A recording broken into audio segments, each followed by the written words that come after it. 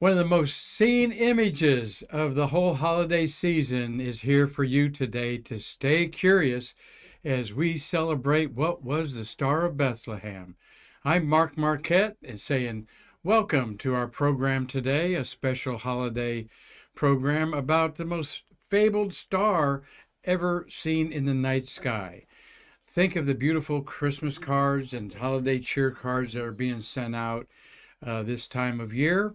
And whether you celebrate the Christian holiday of the birth of the Messiah Jesus Christ, or you celebrate Hanukkah, Kwanzaa, or even Festivus for the rest of us, the Star of Bethlehem is something for all ages and a mystery and imagination that all peoples can appreciate. There's only one place where this star is talked about, and that's the Christian Bible. And we're going to talk about what it meant back in the time, who saw the Star of Bethlehem, who didn't is very important, and what could it have been in our night sky if not for the beautiful miracle that some of us want to believe, and that's fine. So we welcome everybody to this special Stay Curious program. Marty Winkle is our cameraman, my co-producer. We've got Connie McDaniel also helping in the studio today. Both are outstanding volunteers at our American Space Museum. We couldn't do it without either one of them, Marty or Connie. So glad to have you in today. And I'm going to have a whole PowerPoint presentation racked up here to talk about in depth, but very understandably for all of you out there, what was the Star of Bethlehem. And the key figures of the Star of Bethlehem are the wise men, and we're going to talk in depth about them. But what I like setting the stage with is 2,000 years ago, the story unfolds of the Star of Bethlehem. But even 200 years ago, it's hard to imagine that no one in our country had electricity. It was just a little over 100 years ago, I think, that the White House had electricity in it. So it's hard to imagine how the night sky was so important in today's 21st century with light pollution robbing the night, as you will. And yet something was seen outstanding in the night sky. Today, people have no idle time to look up and study the stars, let alone from your backyard. There's only like a couple dozen of the brightest stars and planets, of course, if they're out like we are this season of 2020 with the planets Saturn, Jupiter, and Mars all visible in the night sky. That would have meant a lot to the ancient stargazers, and everybody was a stargazer because there was nothing out to look at night except for a fireplace, all right? So they imagined these wonderful stories about the patterns that they could see in the night sky. And these patterns are very key to our understanding of what the interpretation of the Star of Bethlehem would have meant to people that were familiar with the night sky. All the ancient people were very familiar with dark, starry skies and new stories told by the stars. Every culture is full of mythological creatures and tales. Of course, we talk a lot about the Roman and Greek adaptations of the night sky. A passion play of Andromeda is going on right now, where Pegasus the horse is flying overhead. The Queen Cassiopeia and her troubled daughter Andromeda are in fighting with each other, and Andromeda's chained to a rock by Cetus the whale, and she's saved by Perseus, the hero who just slain the Gorgon's head. That is a quick mythological tale that's going on right now in our skies overhead. And we love reliving that story as amateur astronomers show you the dark sky. Well, find your local amateur astronomers over the holidays because they probably have a Star of Bethlehem planetarium show. I've done many of them over my years of astronomy, and this is an adaptation of that. But also let that astronomy club know that you want to see Mars through a telescope because we just got about another 2 months. Yet where Mars, the bright red object in the sky, will be visible in telescopes to see the surface of Mars till about March, and then it'll be too far away. Well, the story of the night sky 2,000 years ago is just like I related to you about the 21st century, knowing some of these mythological creatures. The story of the star is only in the Bible book of Matthew, all right? Luke talks about the birth of Jesus, but doesn't mention the star or the wise men. Let me get a little fuel to get me through here as we look again at a beautiful postcard depicting the wise men. Well, Matthew has 12 verses in the second chapter of Matthew, and it basically says, to paraphrase a little bit, in the time of King Herod, after Jesus was born in Bethlehem of Judea, wise men from the east came to Jerusalem asking, "Where is this child born the King of the Jews?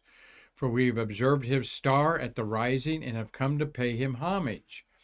Well, this was a prediction of the Jewish people for centuries, that a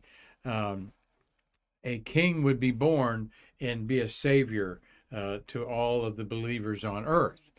And King Herod, of course, was be threatened by a king of the Jews being born, thinking that, oh my gosh, they could anoint him at any age and I'm done. So he inquired where he was born, and then where was this star seen, as you continued, okay? Herod talked to these wise men, all right, said, "I haven't seen the star, where is it?" And they said, "Well, it appears in the east where we came from," and then they left. And the star supposedly stopped over the place where the child was. And the wise men, overwhelmed with joy, they bring their offerings of gold, frankincense, and myrrh. And having been warned in a dream, they did not go back and see King Herod. They went back to their country another path. Well, where was their country? Well, we're going to talk about that in a second. To find out about what the star was, we have to first be a little celestial history detective story here, which has been fun for amateur astronomers over the last 50 years, because only in the last 20-some years have we had computers on our desks that could be like a planetarium show and show us what the sky looked like. But back in the 1950s, 60s, and 70s, when it was very popular and people wanted to know more about the Star of Bethlehem, it was hard to figure out what was in the night sky without having to be in a library and doing all kinds of constellation timing. Had to figure out the time frame. Well, today you can just put like 2 BC, December 25th, and see what the sky is on that night. Well, and people have done that, and it's very exciting, and I've done that. You can do that on your smartphone planetarium in the sky that you have. If you can set the date for when the sky looks like when your birthday was, you can set the date for the time of when Jesus was born and try and figure out what was in the night sky, all right, when Jesus was born. Well, let's look at the clues.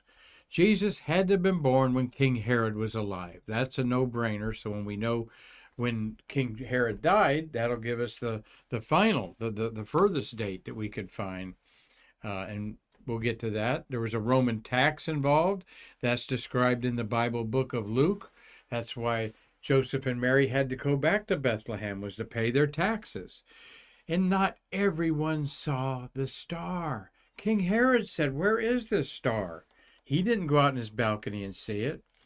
Well, facts in the Bible of Luke and Matthew that we can't dispute suggest the birth of Jesus occurred in the spring of the year, all right? Shepherds were not out watching their sheep in the wintertime. Everybody was inside. It had to have been a nice warm day. The weather in Jerusalem is about like in the Midwest. They could have some snow and cold nights. So we're saying it was probably the spring of the year.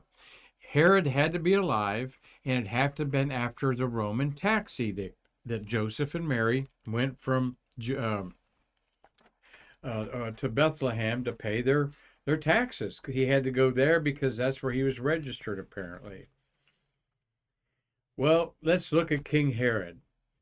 Though scholars disagree, it's generally accepted that he died about 1 AD after an eclipse of the moon. where it was said that he walked out on his balcony and saw. He did not see the Star of Bethlehem. Very clearly he did not. And he ended up murdering all boys under age 2. All right, why would he do that and pick that age 2?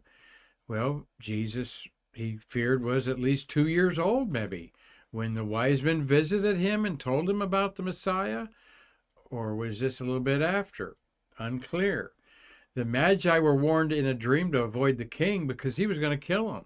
He didn't want them going back and telling a new king had been born, because I'm the king, so he didn't want to get that rumor started, all right? But here is a nice little, look at his nice hair there for that guy. Check out his head hair there, and the beard and stuff, quite elaborate for the day as is depicted in this beautiful pen and ink of King Herod, famous figure of our story of the Star of Bethlehem. Well, the Gospel of Luke tells us that it was a virgin birth, all right? Roman tax edict is why Joseph and Mary were going to Bethlehem. And when they got there, there was no room in the inn, and angels and shepherds were there to worship the new baby Jesus born in a manger with the cattle and so forth in the barn, apparently. No mention of the wise men in Luke.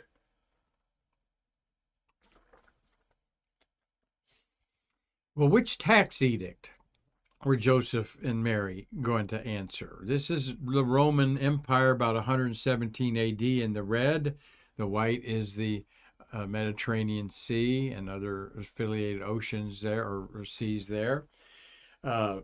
So for humble people like Joseph and Mary to answer this edict, they may have had to go, a week or so going back from where they were in Nazareth, okay, that area of the world. So, but it's been kind of narrowed by over the years of people doing these talks. About 5 BC census is what they probably answered, or there was a big tax edict. Well, for them you probably had a year to go back and do it and so forth. So you start looking at the sky between 5 BC and 1 AD when Herod was born, and somewhere in there in the night sky is the Star of Bethlehem. Well, was Jesus born on December 25th, 0 AD BC? Well, certainly not. Okay. There's a good reason why we celebrate December 25th as the birth of Jesus. The early Christians could hide their celebration and love for their Messiah by pretending that they were observing the Saturnalia of the winter solstice that always happened around December 21st or 22nd, that became a tremendous winter celebration for Rome. They would have like Olympics going on, and they would have all kinds of pagan ties of debauchery going on during these festivals. A lot of animal sacrifices. And the Saturnalia of the Romans celebrated around the winter solstice that we just celebrated, December 22nd. We're now into the first week of December is when Christmas happens. The first week of winter. Well, this winter solstice and the Saturnalia had a couple customs that are familiar to us. One is they decorated trees, because a lot of the trees were bare of leaves, and they wanted to give them life with putting what we now call ornaments on them. And then gift giving was going into the new year by wishing someone a great year. Let me give you a gift for all the things you've done for me this year. Now, the first actual Christmas celebrated by Christians was in 336 AD, when Rome had become a Christian nation. It took 3 centuries for that to happen. All right, and under one of their leaders of the time, who became Christian in 33 decades later, 300 and some years, was the first celebration of Christmas.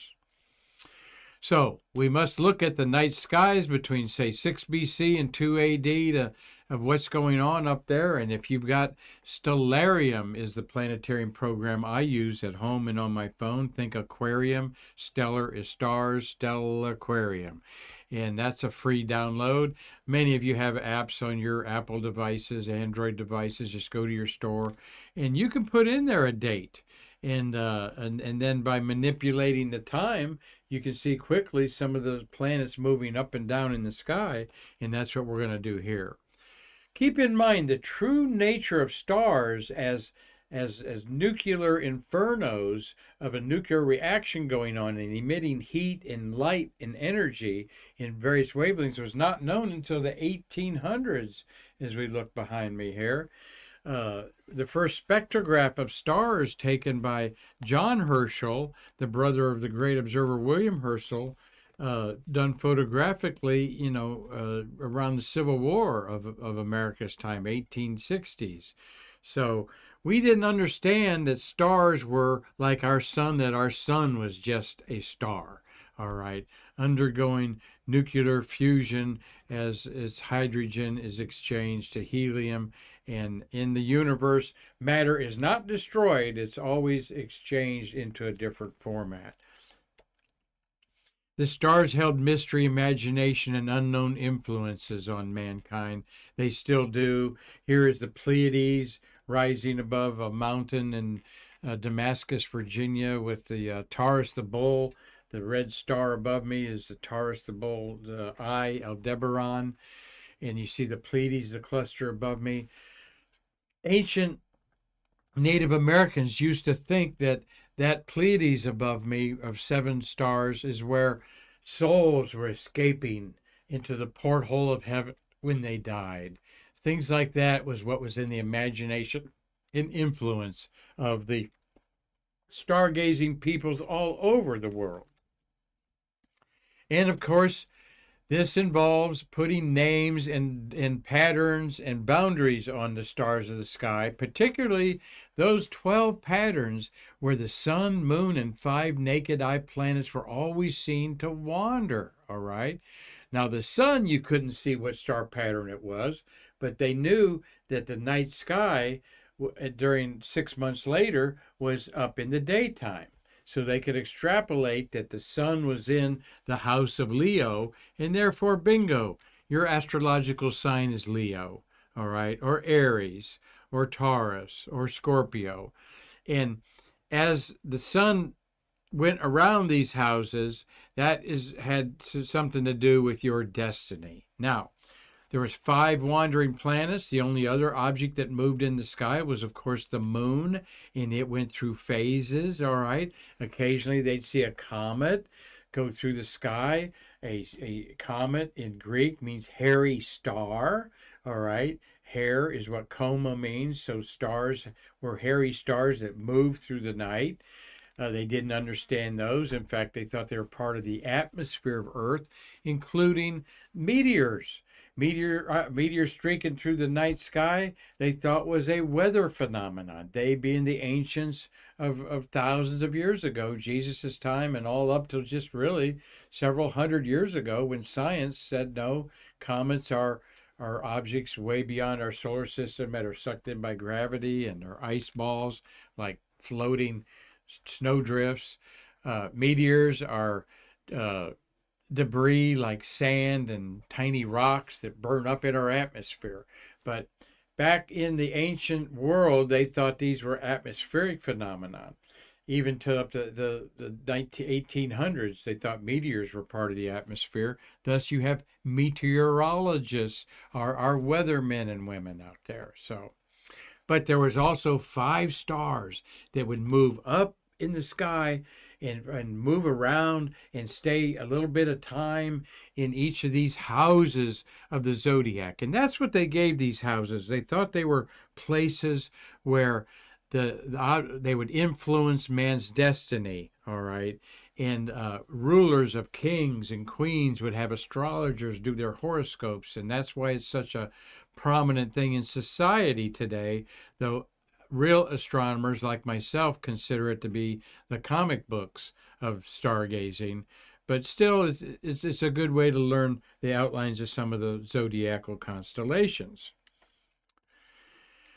Well, again, let's go back to Matthew and do our little investigative work again about what this Star of Bethlehem was. I'm setting it up for you with the star patterns in the sky, the planets that move among these houses of the zodiac. Some of the houses had names like the House of the Hebrew. That was Leo, where laws were governed. Virgo was the house of fertility, all right, where because it's has a star that looked like a sheath of wheat, spica in there in color. Scorpio would be a decision nature maybe area. There was different things. It looked like a fish hook in the sky, so it could be many things for food and shelter. Taurus the bull usually meant hunting, all right, as the bull things. You kind of get the drift there. Gemini the twins holding hands, harmony, and so on and so forth. Well, again, the investigative work. Jesus was born in Bethlehem in Judea during the time of Herod the king, and the Magi came from the east to Jerusalem. And they said they saw the star in the east, and that's always been a little controversial. Was the star physically in the eastern part of the sky, or were the wise men in feet in eastern part of Europe or east of Jerusalem when they came there? All right. And of course, when King Herod saw this, he was disturbed, and all of Jerusalem with him, of course, because he's the king. Everyone's going to feel the way he feels. But he felt threatened. So he had every baby boy murdered from age 2 and under. What a horrible, horrible thing. And of course, Jesus escaped that, went to Egypt, lived several years in Egypt before coming back and doing his greatest work in Judea, what we now call Israel. The Magi are a very key to this, as you gather. They were the ones that saw it in the sky. 3 Magi, huh? Well, probably not. We're thinking 3 Magi because of the gold, the frankincense, and the myrrh. It was probably these were high priest stargazers. We'll talk about in a minute. Zoroastrian astrologers. And they were in a caravan. They probably had their wives with them. They had their concubines with them. They had their animals, their cats, their dogs, their slaves, their servants. There was probably 100 people. It was like a carnival came to town at that inn in Bethlehem. I guarantee it. Just wish we had some better reporters in the Bible to report some more details about it. A little bit about what Jesus looked like would help a little bit too, by the way. But I'm just having fun about, what we know is so limited and open to your imagination of what was going on with the Star of Bethlehem. The 3 Magi, like I said, there's probably 4 or 5 of them. They had their women. They had their support system with them, and they had these tokens were just not tokens of appreciation. These really meant something that the Magi were giving. In the Bible, they just didn't choose gold. That was the most valuable thing on earth. Frankincense was the perfume of the day, all right, and was a positive deity, not a devil deity, but had to do with the deities. And then myrrh was oil that was important for embalming and death. So these would be symbols of life and death and happiness to be giving the infant Jesus. A lot of camels too, Marty, with those. So here is the text out of the Bible. We've been reading that. So we have to first look at the night sky and what would be the most logical items that we can eliminate in the astronomical world, not astrological, but astronomy world, not your horoscopes, what could we discount that the Star of Bethlehem wasn't, all right? After all, I'm a good detective like Columbo. I'm going to eliminate things that couldn't be the Star of Bethlehem. So could it be a comet? Comets are very spectacular in the sky, though we haven't really seen a good comet and I say we, the people who live in the last 50 years, you really get a good one, two or three a century. And we've had a few that are kind of bright. We haven't had one like the Wiseman we see in here and be so bright like Halley's Comet was in 1910. But it wasn't so bright in 1986. Had nothing to do with the comet. It's that the comet was on the other side of our orbit in 1986. In 2010, it was like right beside us in the orbit, all right? But in 1986, it was on the other side. Those of you who live until 2062 will get a chance to see Halley's Comet, and it should be pretty good and bright. I'm not going to be seeing it, though, Marty. Not in 2062. Well, of course, comets, we wanted to mention, in the ancient world, meant something was going to happen fantastic. Either a cataclysmic event on Earth was going to happen, either there's going to be a shakeup in kings or queens. It usually meant a change in the destiny of mankind, and that's it. People took note of this, and you know, you think back, has there been any comets recently that the 21st century mankind may have gotten involved in and thought that it was an omen or a portent? Well, how about Comet Hale-Bopp in 1987 was the omen of death for the Branch Davidians cult? Remember those 24 people that drank poison and laid down on a bunk bed, and they all had Nike shoes on, and their supreme leader laid a triangular purple cloth over them, and then he took the spiked poison punch. They thought they were going to be riding in the tail of Comet Hale-Bopp there. A photograph I took of Hale-Bopp in 1987. It was a photographically very gorgeous, but it wasn't very big, or it was sort of bright in the sky. You could see it, but it wasn't as bright as, say, Jupiter and Mars are in the night sky tonight. So we look in the sky by looking at the records of the sky kept by these meticulous stargazers through centuries. And yes, Halley's Comet and a couple other bright comets were visible, but none of them within 30 or 40 years of our dates of 6 BC to 2 AD when we're looking for the Star of Bethlehem. How about a lunar or solar eclipse, Mark? Of course, that would be a great thing, a natural phenomenon that could be the eclipse to guide the wise men to the star, be the Star of Bethlehem that guided the wise men to the manger of Jesus. Well, that's easy to look up because everybody noticed lunar and solar eclipses. Solar eclipses, of course, during the day only last for a few minutes at the most, maybe 7 or 8 minutes. That wasn't what was going on for the Star of Bethlehem. That'd have been easy to figure that out. How about a lunar eclipse that lasts for a couple hours as the moon goes into the Earth's shadow and we see the curved shadow of the Earth taking a bite out of it, and then totality lasts for up to 40 to 50 minutes and the moon goes from real bright to ruddy red? That could be something that would signal a spectacular event going on, but nope, no lunar eclipses around this time frame of the birth of Jesus. Now, there were probably some lunar eclipses going on, but they wouldn't have been visible from this part of the world. Like I said, there's 2 stunning, but none around the birth of Jesus. There's a solar eclipse happening in a time frame, and then a lunar eclipse photograph that I took a couple years ago. How about a supernova? Nova is the word in Latin for new star, all right? A supernova is a star that explodes in the night sky and becomes so bright that it outshines everything.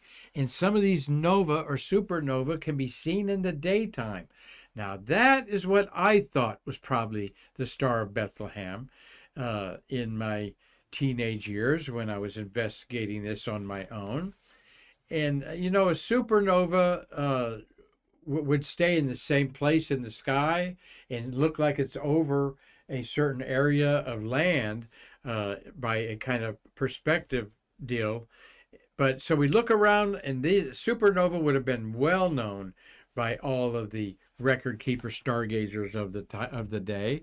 In fact, In 1054 AD, some 1,000 years after the birth of Jesus, there was a supernova that was seen in the daytime. It was so bright it cast a shadow in the daytime, like the sun, all right? The remnants of that supernova is on the left. That's what's called the Crab Nebula. It looks like a crabby type of shape in the telescope. Looks like a faint, puffy little cotton ball, actually, in the telescope. It's in Taurus the Bull. So in 1054 AD, people would go up and look in the daytime and see that. And then 4 or 5 months later, when it was dark where Taurus was, they would see, oh, there it is, the new star in Taurus the Bull. And then they fade away. It's a star that reaches the end of its life and it blows up. And it's a cataclysmic event. Sometimes it burps off an outer layer and then it blows up, and that faster speed of the second explosion will catch up with the first and intertwine like you see there in the Crab Nebula. A logical suspect, but no new stars in Jesus' time that we could call the Star of Bethlehem. Shooting stars, all right? Well, everybody's seen a shooting star, and there's meteor showers. Could a shooting star or meteor shower been the Star of Bethlehem? Not likely, because, as you know, they're fleeting. They don't last long except a shower. Once every 33 years, there is a shower called the Leonid shower, a Leo, that it does, like this woodcut on the left, that's from it. Meteors are falling from the sky like teardrops. It was incredible in 1999 when we saw this. So we're looking at it to happen again in 2031. So, yeah, I could make it to that. But no, so there weren't any major meteor showers that were outrageous, like a meteor storm is actually what that was. They actually thought shooting stars were another weather event like lightning, all right? And just in the last 150 years did we figure out, mankind, astronomers, that this is debris, a lot of it like the size of a grain of sand or salt, burning up quickly as that energy is transferred into light by the friction in our atmosphere.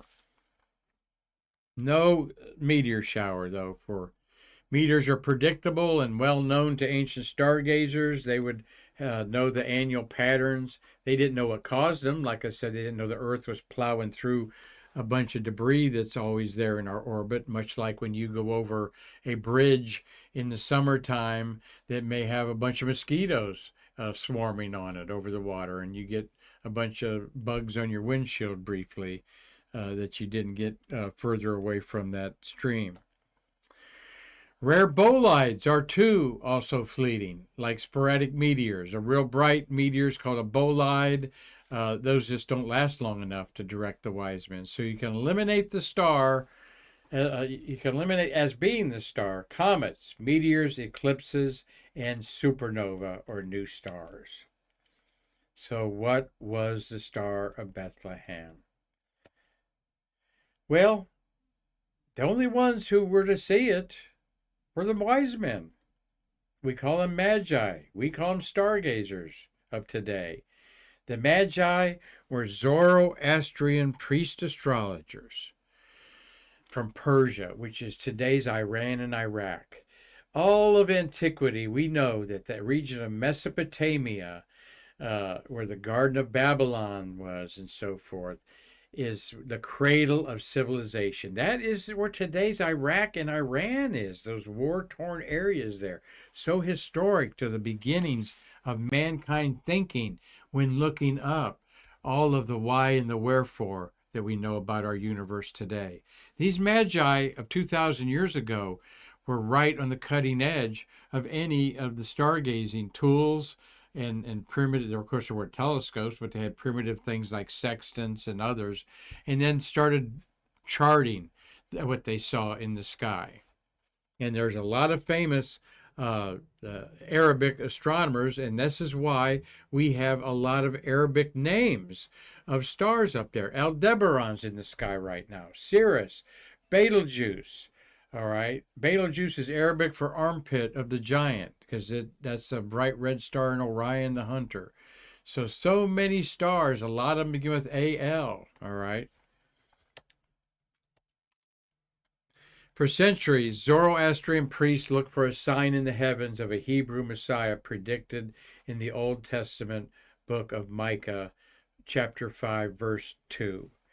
This was a huge thing to the ancient Hebrews, that just like today to the Christians, waiting for the return of Jesus as he's promised in the book of Revelations in the Bible. What did the wise men see? All right. Well, the wise men are seeing what all stargazers at the time that noted things and reported to the kings and queens their horoscopes.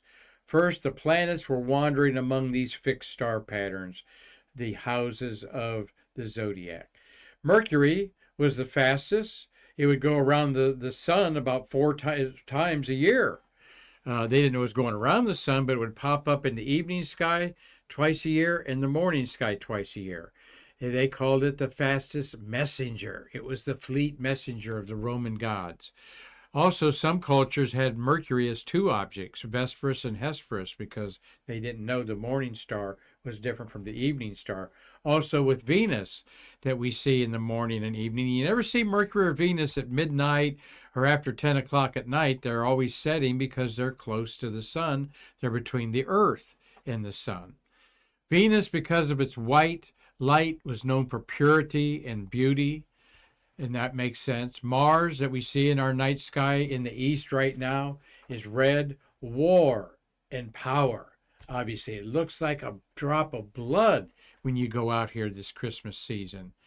Jupiter looks directly overhead right now. It is purely gold, gorgeous. Mars and Jupiter are about the same brightness. Jupiter, because of the gold colored, they were given it the king of the gods. And it's just a coincidence that it is the biggest of all of our planets and the king of all of the solar system, except the sun, of course. Saturn, the final fifth planet and wanderer of the night sky, was the god of harvest because it had a yellowish tint to it like wheat. And so the word planets in Greek means wanderer. And thus these planets are wandering around the stars, all right, these fixed patterns. Mercury, 4 times it's up in different parts of the sky. Venus, usually it's in the morning sky for about 6 months, in the evening sky about 6 months. So it goes through different constellations as it moves. Mars takes 2 years to go around. So it stays about 2 months or more in each of those 12 houses of the zodiac. Jupiter orbits in 12 years, so it stays in each house of the zodiac for about 1 year. So the king of the gods has got important business to do every year with each of the houses to get them in order. And then Saturn takes 30 years to orbit the sun, so it stays in each house of the zodiac for over 2 years. This is how the ancients would have known the rhythm of the skies up there and plugged in the significance of these planets into what they interpreted the houses of the constellations meant in the zodiac. So, in modern world, a conjunction is when a planet is close to another planet or the moon or the sun. We call these gatherings conjunctions in the sky. And here we see the moon up above. Venus is the brightest star. To the left is Jupiter, and Mercury's at the very bottom. And they are all in the constellation Aquarius, a water sign. So maybe ancients could interpret that the moon is trying to get advice about how to get water from Jupiter, and we've had a drought lately. So this is May. All right. So they would be thinking, oh, we've had a drought, so it's going to get, we're going to have some wet weather coming our way because Jupiter's talking to Aquarius about it. And the messenger Mercury's come up to relay the information. This is how the ancient world thought about their night sky. And that sets the stage for what is a explanation for the Star of Bethlehem. Here you have 4 planets And I'm gonna show them right here in the twilight sky. Okay, and you can even see Mercury just barely at the bottom as a street light, and Mercury's above it to the left. Jupiter, Mars, Venus are all in Leo the lion. And Leo, being bold and brave, was thought of a house of authority where Jupiter would be getting advice about war, possibly with Mars. And Venus is up there, maybe is thinking, well, we've got to think peace also. And Mercury, the messenger, is going to relay the word. So, could there have been conjunctions around the Star of Bethlehem? And you betcha, as we are concluding our detective work at looking at what the Star of Bethlehem could have been. Now, at the bottom, I've got two conjunctions, one June 17th, 2 BC, and another one August 20th, 1 BC. And on both of these events, the planets Venus and Jupiter got so close to each other that they merged as one star. That would be something that would have created a lot of interest. As you set back the clocks and look at how these planets were moving before June 2 BC in the spring, Venus popped up. This is in the sunset. It popped up in the evening sky, and then as it got closer and closer to Jupiter, the anticipation would have gone on for several months of watching this until finally they merged as one in the sky. Well, has this happened in recent time? Yes, it has. It kind of happens sort of frequently because Venus is always popping up and down. Like I said, it moves so fast in the sky. Twice a year, it's either in the morning or evening sky. Jupiter, being slower, is still can be there when Venus comes close. Well, in June 30th of 2015 and November 13th of 2017, we had a close conjunction of Jupiter and Venus again. And fantastically, this is what was going on in July of 2016, taking off of that stellarium program. We're near Regulus, the star that is the regal star. The Regulus literally means the regal one or the king. In Leo the lion, these two stars met looking west just after sunset. And there's the photograph I took of it a couple days before, so you can see the conjunction of June 28th, 2016 in Leo the lion with Regulus nearby. Could this have been the Star of Bethlehem, two planets appearing as one in June 2 BC? Certainly it could have been. In fact, a lot of astronomers think that this is the passion play in the sky that was going on for over a year as Jupiter and Venus flirted with each other. Mars got into the act, and as the seasons changed and the Earth moved, the ancients didn't know that the Earth was moving. They didn't know that that's why the Earth going around the sun, why these objects were moving like they were. But that is what's happening with the Star of Bethlehem, and what we think is the most plausible explanation for it.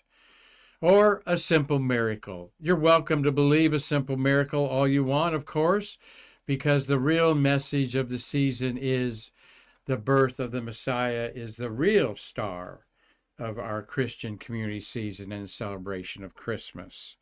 And with that, we do wish everybody a Merry Christmas, Happy Hanukkah, Kwanzaa, or like I said, Festivus for the rest of us out there, as I hope you've enjoyed what I always enjoy talking about, what could have been the Star of Bethlehem. Thank you for watching it, Ophelia Sauterelle in France, Bill Whiting. Hope you have a Merry Christmas, friend. He's a new person with Doug Forrest that we met this year. So many new people we met this year, Marty.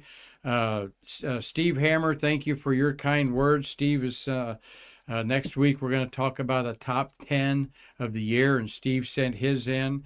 Tom Usiak, thank you, Tom, for your friendship this year, and your brother Mark up there in Lancaster, Pennsylvania. Merry Christmas to both of you. Christina Smith is in Luxembourg. Christina was in the house just yesterday. We gave you a shout out. And David there, she was with the working for SES, the largest satellite company in the world. Merry Christmas to you, Christina, in Luxembourg. Christopher Mix in Huston, Wisconsin. He's been watching Stay Curious almost all 700 episodes. Cynthia Rossi, you have a great Space Coast Christmas. Emily Carney, thank you, Space Hipster #1, for tuning in to Stay Curious, and we hope to see you soon right here in the chair beside me, Emily. She's the founder of Space Hipsters. I know you all better be members of that Facebook group.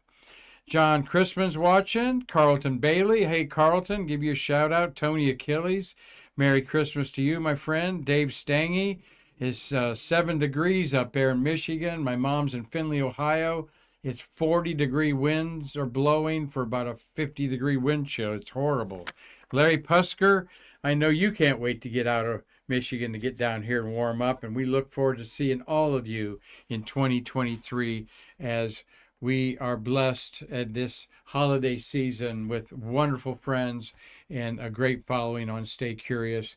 And I couldn't do it without my good friend and my so-called big brother, Marty Winkle. Thank you, Marty, for a great year of Stay Curious. And again, we will keep raising the bar on our wonderful little show here to help you stay curious. So, well, that's all for us until after Christmas. We are going to take Monday off next week and start Tuesday shows. We'll have 4 shows next week. We have 2 guests coming in. We're going to talk about with some level 4 engineers on the Hubble telescope. And then we're going to hear all about moon water. You betcha, you're going to be drinking moon water next year. And then we're going to do a year-end 2022 of some of the highlights in space and astronomy. So until then, on behalf of our American Space Museum, I'm Mark Marquette, wishing you a Merry Christmas, a Happy Holidays. Everybody, please be safe. And you in this frightful winter up there, hope that your electricity stays on, and we're sending warm thoughts your way. Until we see you again to bridge the space between us, I'm Mark Marquette saying again, Merry Christmas.